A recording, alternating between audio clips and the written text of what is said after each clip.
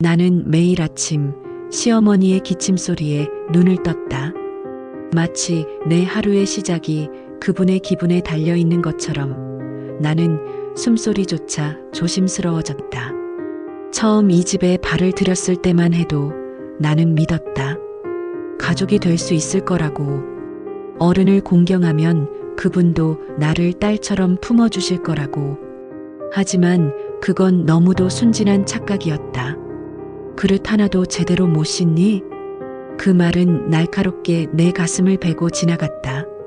식탁 위에 놓인 접시는 이미 반짝거리도록 닦여 있었지만 시어머니의 눈엔 언제나 부족함만 보였다. 나는 웃으며 고개를 끄덕였다. 죄송합니다, 어머니. 더 신경 쓸게요. 하지만 속으로는 울고 있었다. 남편은 옆에서 그 모든 걸 지켜보고 있었다. 그는 나를 사랑한다고 했다. 나와 결혼하자고 고백할 때 그는 내 손을 꼭 잡으며 말했다. 앞으로 어떤 순간에도 내 편이 될 거야. 그런데 지금 그는 아무 말이 없다. 시어머니의 날 선말이 내 살갗을 파고들어도 그는 늘 모른 척했다. 마치 자신과 상관없는 일인 것처럼. 나는 그 침묵이 더 무서웠다. 무심한 얼굴, 식탁 위 밥알을 괜히 뒤적이는 그의 젓가락. 그 모습이 내 마음을 무너뜨렸다. 며느리라는 이름. 나는 그 단어를 이렇게 무겁게 느낄 줄 몰랐다. 누군가의 아내가 되면 누군가의 며느리가 되는 게 당연하다고 말들 하지만 그 당연함 속에서 내가 조금씩 사라지고 있었다. 결혼 전에 나는 꿈이 있었다. 나는 아이들을 가르치는 일을 좋아했고 작은 학원을 열어보고 싶었다. 아이들의 눈빛 속에서 희망을 찾으며 살아가고 싶었다.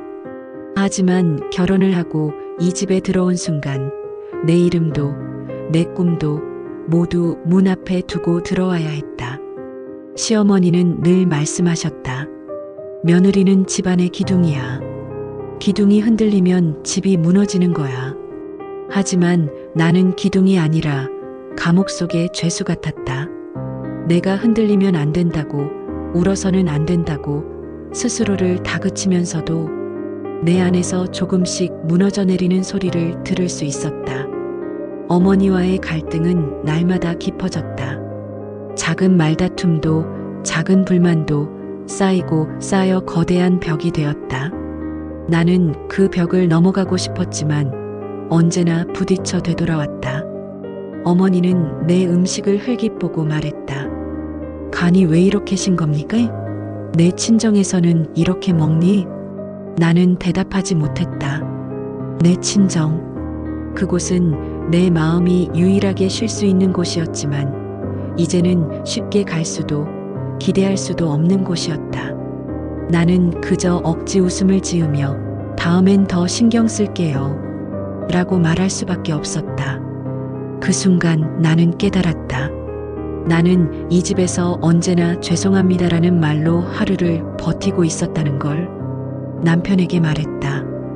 당신은 왜 아무 말도 안 해? 나 힘들어. 그는 한숨을 쉬며 대답했다. 엄마가 원래 그래. 그냥 넘어가. 그 말은 위로가 아니라 내 고통을 무시하는 칼날이었다. 그냥 넘어가라니. 나는 매일 무너지고 있는데. 나는 그에게 소리치고 싶었지만 목구멍에서 막혀 나온 건 눈물뿐이었다. 남편의 무관심은 나를 더 외롭게 만들었다.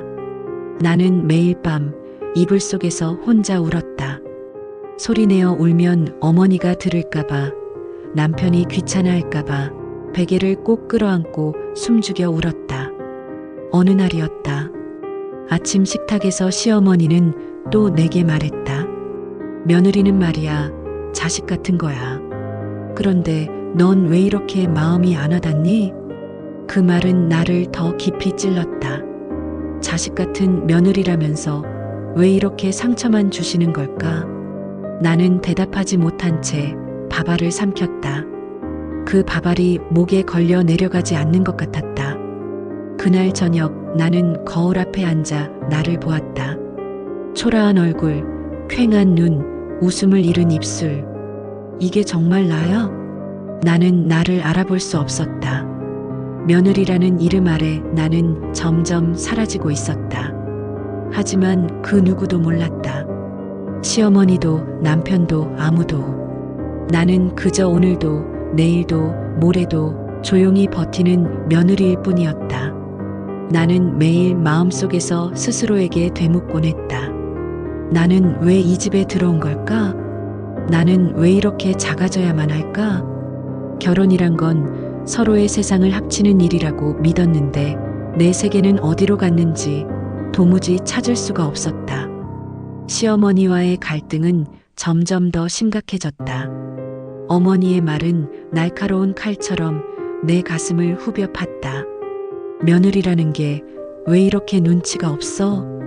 어른이 뭘 원하나 눈빛만 봐도 알아야지. 나는 순간 가슴이 철렁 내려앉았다. 눈빛만 보고 어떻게 다 알 수 있나요, 어머니? 그 말을 내뱉고 싶었지만 대신 나는 입술을 꼭 깨물었다. 살짝 씹힌 입술에서 피가 배어 나왔지만 아무도 눈치채지 못했다. 남편은 그 자리에 앉아 있었지만 여전히 아무 말도 하지 않았다. 그의 눈은 텔레비전 화면에 고정되어 있었고 그 모습이 나를 더 허무하게 만들었다. 밤마다 나는 방 안에서 작은 일기를 썼다. 누구에게도 보여줄 수 없는 내 마음의 쓰레기통 같은 일기. 거기에는 늘 같은 단어가 반복되었다. 외로움, 눈물, 도망치고 싶다. 하지만 동시에 나는 스스로에게 다짐했다. 조금만 더 버티자. 내가 울면 친정 부모님이 더 속상해 하시잖아. 나는 부모님에게조차 내 힘듦을 말하지 못했다. 걱정을 끼치고 싶지 않았으니까. 어머니는 내 작은 실수조차 용납하지 않았다. 빨래를 넣을 때 순서가 틀렸다고, 장 보러 갔다가 1,000원짜리 거스름돈을 헷갈렸다고 그 모든 게 죄가 되어 돌아왔다. 도대체 내 친정에선 뭘 배운 거냐? 그 말은 날마다 내 귀에 못이 되어 박혔다. 나는 점점 작아졌다. 눈을 마주치지 않으려고, 숨소리조차 죽이려고 집안에서 내 존재를 지우려 애썼다. 그런데도 나는 이 집을 떠날 수 없었다. 남편 때문이다. 아니, 사랑 때문이라고 믿고 싶었다. 결혼할 때 그가 보여주던 따뜻한 눈빛, 나를 웃게 만들던 작은 농담들, 손을 잡아주던 그 온기를 잊을 수 없었다. 그래서 나는 매번 그에게 말했다. 나 힘들어. 제발 내 편 좀 들어줘. 하지만 남편은 늘 같은 대답만 내놓았다. 당신이 조금만 참아. 엄마도 나이 드셔서 그러시는 거야. 그 말은 이제 내게 위로가 되지 않았다. 그저 내 고통을 가볍게 무시하는 변명처럼 들렸다. 어느 날 나는 결국 폭발했다. 왜 항상 나만 참아야 해? 당신은 왜 아무것도 안 해? 내가 이 집에서 뭐가 돼야 하는데? 내 목소리는 떨렸고 눈물이 쏟아졌다. 남편은 잠시 나를 바라보다가 피곤하다는 듯 고개를 돌렸다. 당신이 예민한 거야. 괜히 문제 만들지 마. 그 순간 나는 깨달았다. 남편은 내 고통을 알면서도 회피하고 있다는 걸. 그에게 나는 여전히 아내였지만 어머니 앞에서는 그저 조용히 있어야 하는 며느리일 뿐이었다. 나는 점점 무너져갔다. 어느 날은 밥을 하다 울었고, 어느 날은 설거지를 하다 울었고, 어느 날은 빨래를 개다가 울었다. 눈물은 내 하루의 일부가 되어 있었다. 내 눈동자 속엔 늘 슬픔이 가득했고 내 미소는 점점 사라졌다. 그런데 이상하게도 그런 날들이 이어지면서 나는 어머니를 다르게 바라보게 되는 순간이 있었다. 그날도 어머니는 나에게 화를 내고 있었다. 왜 이렇게 느려? 젊은 애가 손도 발도 굼뜨니 원. 그런데 그 순간 나는 문득 어머니의 손을 보았다. 굵게 튀어나온 손등의 핏줄, 굽은 손가락 마디, 그리고 예전보다 더 느려진 동작. 나는 잠시 멍하니 그 손을 바라보았다. 저 손으로 남편을 키우셨겠지. 저 손으로 평생을 버티며 살아오셨겠지. 순간 내 가슴 어딘가가 흔들렸다. 그 감정이 연민인지 이해인지 아니면 그냥 잠깐의 착각인지 알 수 없었다. 하지만 분명한 건 나는 처음으로 시어머니를 한 사람의 여자로 바라봤다는 것이다. 그날 밤 남편은 여전히 침묵 속에 있었다.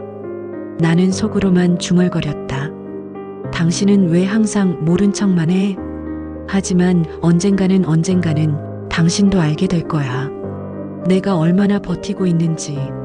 나는 늘 생각했다. 어머니는 강하고 완벽한 사람이라고. 나를 몰아붙이고 지적하고 비난하는 그 기세에 눌려 나는 그분이 절대 흔들리지 않을 거라 믿었다. 그런데 어느 날 나는 우연히 그분의 그림자를 보았다. 밤늦게 부엌에 내려갔을 때 어머니는 혼자 의자에 앉아 있었다. 작은 스탠드 불빛 아래서 그분은 두 손을 무릎 위에 올린 채 깊은 숨을 내쉬고 있었다. 그리고 아주 작은 목소리로 중얼거렸다. 내가 왜 이렇게 되었나? 나는 순간 숨이 멎는 듯했다. 그분의 어깨가 그렇게 작아 보인 적은 처음이었다. 늘 커다란 산처럼 느껴지던 분이 그날은 바람에 흔들리는 나무처럼 위태로워 보였다. 며칠 후 나는 또 다른 진실을 알게 되었다. 어머니가 오래된 지병을 앓고 있다는 사실이었다. 병원 예약 문자를 내가 대신 확인하게 되면서 알게 된 것이었다.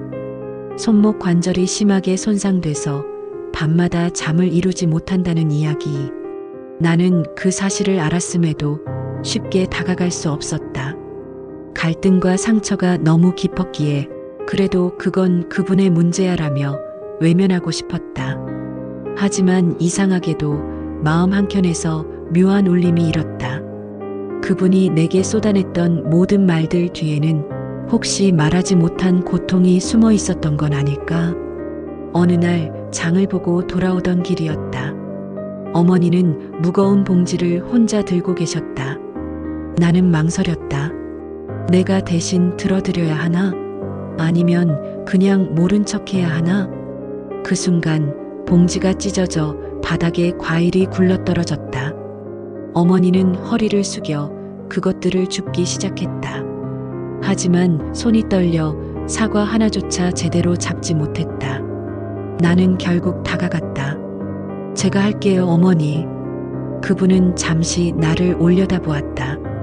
낯설게도 그 눈빛 속엔 화도 비난도 없었다.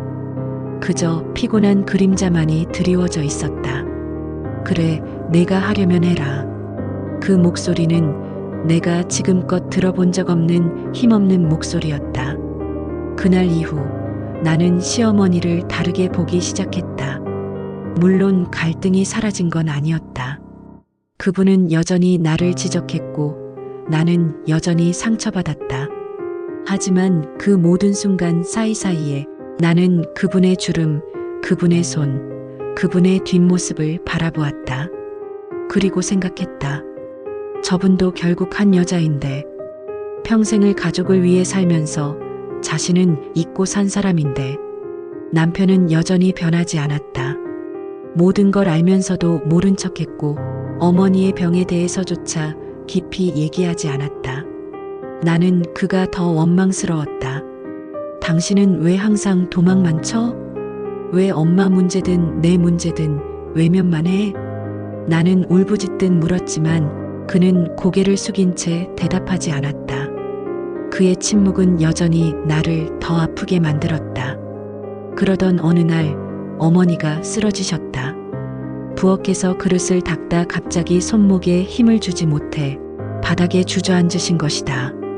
나는 놀라서 달려갔다. 어머니, 괜찮으세요? 그분은 이를 악물고 일어나려 했지만 도저히 힘이 따라주지 않는 듯했다. 그 순간 나는 망설임 없이 그분의 팔을 붙잡았다. 제가 도와드릴게요. 잠시만 기대세요. 어머니의 몸이 내 어깨에 기댔을 때 나는 알 수 없는 감정을 느꼈다. 이토록 가까이서 어머니의 체온을 느낀 건 처음이었다. 그 체온은 생각보다 따뜻했지만 동시에 너무도 약했다. 그날 밤 나는 잠들지 못했다. 머릿속에서 어머니의 작아진 모습이 떠올랐다. 그동안 내가 받았던 상처가 사라진 건 아니었지만 그분 역시 상처투성이인 사람이라는 사실을 부정할 수 없었다. 나는 스스로에게 물었다. 내가 이 집에서 살아가는 이유는 무엇일까? 며느리라는 이름을 지키기 위해서일까? 아니면 누군가와 진심으로 연결되기 위해서일까? 그리고 나는 처음으로 어머니와 진짜 대화를 나누고 싶다는 생각을 했다. 하지만 쉽지 않았다. 어머니와 마주 앉으면 여전히 목이 메었고 입술은 굳어 아무 말도 나오지 않았다. 내 안의 오랜 두려움과 상처가 내 목소리를 막아섰다. 그럼에도 나는 알았다. 조금씩, 아주 조금씩 이 벽을 허물어야 한다는 것을. 그날은 평소와 다르지 않은 하루였다. 아침밥을 차리고 설거지를 하며 빨래를 널었다. 겉으로는 평범했지만 내 마음은 어쩐지 불안했다. 어머니는 여전히 내게 날카로웠다. 이렇게 해서 언제 살림살이 하겠니? 내가 몇 번을 말해야 알아듣니? 그 말은 언제나처럼 나를 찔렀지만 오늘은 그 말보다 더 크게 들려오는 것이 있었다. 바로 그분의 기침 소리였다. 짧고 깊고 마치 속을 다 긁어내는 듯한 기침. 나는 그 소리를 듣는 순간 직감했다. 무언가 심각하다. 며칠 후 어머니는 결국 병원에 입원하셨다. 의사 선생님은 조심스럽게 말씀하셨다. 손목 관절뿐 아니라 폐에도 문제가 있습니다. 꽤 오래된 증상인데 지금껏 참고 지내셨나 봅니다. 나는 충격을 받았다. 그토록 강하게만 보였던 어머니가 사실은 오래전부터 아프셨다니. 나는 병실 침대에 누워 계신 그분을 바라보았다. 작고 연약하고 어쩐지 외로운 그림자. 그 모습에 내 가슴은 알 수 없는 감정으로 가득 차올랐다. 며칠이 지나자 어머니는 내게 처음으로 다른 말을 하셨다. 내가 고생이 많지, 내가 좀 심했지. 나는 순간 귀를 의심했다.